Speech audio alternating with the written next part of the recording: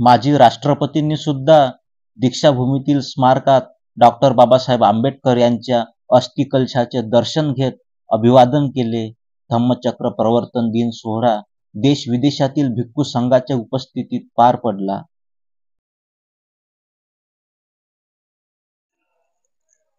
जय भीम, नमोबुद्धाय. मित्रांनो, विजयादशमीच्या सर्वांना हार्दिक हार्दिक शुभेच्छा. आज इथे आपण पाहू शकता हजारो लोक इथे पहिल्या दिवशीपासूनच, तसं खरं तर 2-3 दिवसाच्या अगोदर पासूनच आलेले आहे. आणि इथे कुठल्याच प्रकारची गैरसोय आहे नाही. आपण काही मोबाईलवर किंवा सोशल मीडियावर व्हिडिओ पाहिलेले होते की ती चिखल आहे, पाण्याची व्यवस्था नाही, जेवणाची व्यवस्था नाही, असं तसं काहीतरी होतं. परंतु ते सर्व प्रॉब्लेम सॉल्व्ह झालेला आहे. आता जेवणाची, पाण्याची, खाण्याची, राहण्याची सर्व प्रकारची व्यवस्था इथे करण्यात आलेली आहे. आणि आता आपण आहे दीक्षाभूमीच्या परिसरात, आणि माझ्या मागे तुम्ही पाहू शकता इथे शांतीचा विश्राम कक्ष आहे. आणि येथे खूप मोठ्या प्रमाणात धम्मदीक्षेचा कार्यक्रम 3 दिवस चालणार आहे. आणि आज आता सुद्धा इथे धम्मदीक्षेचा कार्यक्रम चालूच आहे. काल खरं तर 30 ऑक्टोबरला सुमारे 5000 लोकांनी एका दिवशी धम्मदीक्षा घेतली. आज त्याच्यापेक्षा डबल न लोक धम्मदीक्षा घेणार आहे. आणि उद्या तर मेन कार्यक्रम आहे. उद्या हजारो लोक इथे बौद्ध धम्माची दीक्षा घेणार आहे आणि आपल्या मूळ धम्मात परत येणार आहे. तिथे तुम्ही पाहू शकता देश विदेशातून लोक आलेले आहे.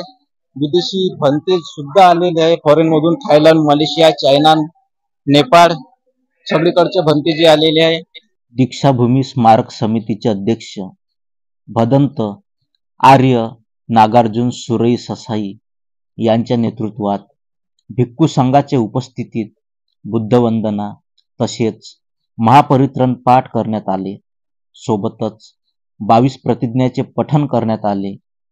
तसेच देशभरातून आलेल्या इच्छुक नागरिकांना भिक्खू संघाकडून बौद्ध धम्माची दीक्षा ग्रहण केली. दिवसभर लाखो अनुयायांनी मुख्य स्मारकात डॉक्टर बाबासाहेब आंबेडकर यांच्या अस्थिकलशाचे दर्शन घेतले. बिहार मधून मोठ्या प्रमाणात लोक इथे भीम अनुयायी दाखल झालेले आहे. खर तर आज 30 ऑक्टोबर म्हणजेच दसऱ्याच्या 2 दिवस आधीचा प्रोग्राम.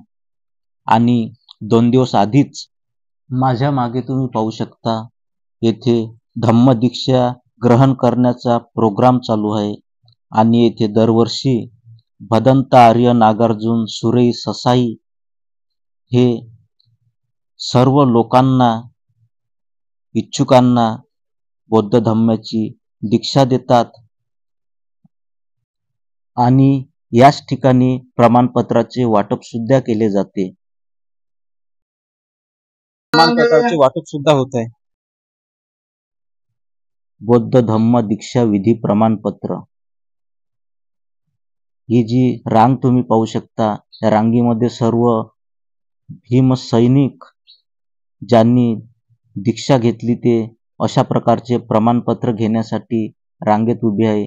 आणि एका प्रमाणपत्रावर 5 नाव असतात. अशा प्रकारे येथे हजारो आंबेडकरवादी बौद्ध धम्माची धम्मदीक्षा दरवर्षी घेत असतात.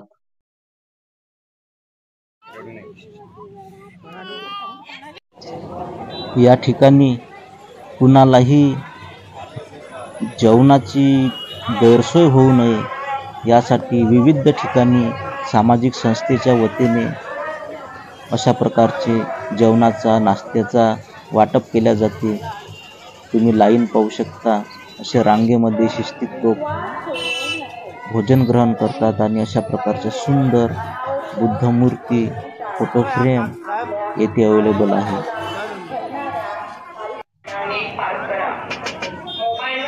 इथे काही यूट्यूबर्स, नागपूरमधले सोशल मीडिया वर्कर अशा प्रकारे भोजनदान करत असतात. ते कोण आहे जर तुम्हाला माहीत असेल तर प्लीज कमेंट करून सांगा.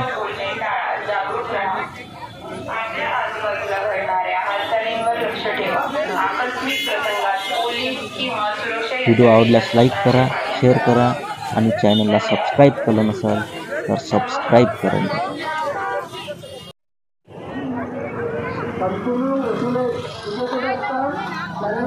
तुम्ही पाहू शकता जिथे जागा मिळेल तिथे बसून भोजनाचा आनंद घेताना भीम अनुयायी.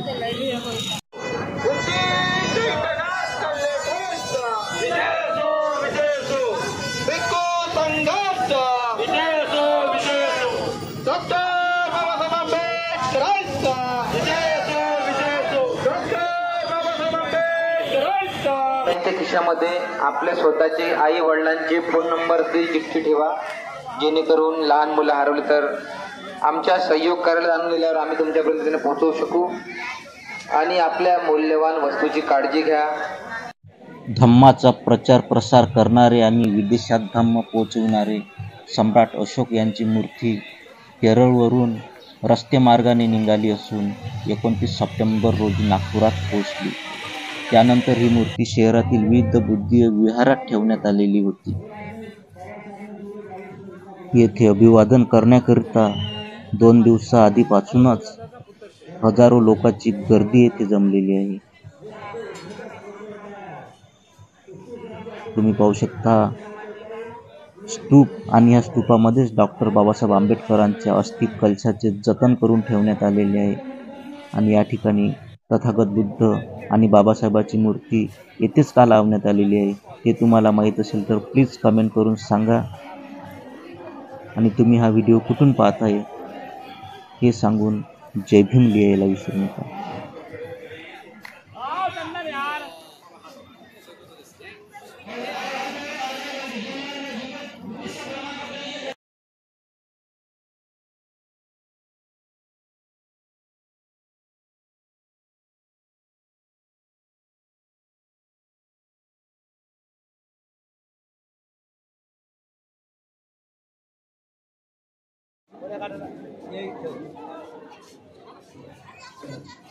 त्या रोडला ये ऐका का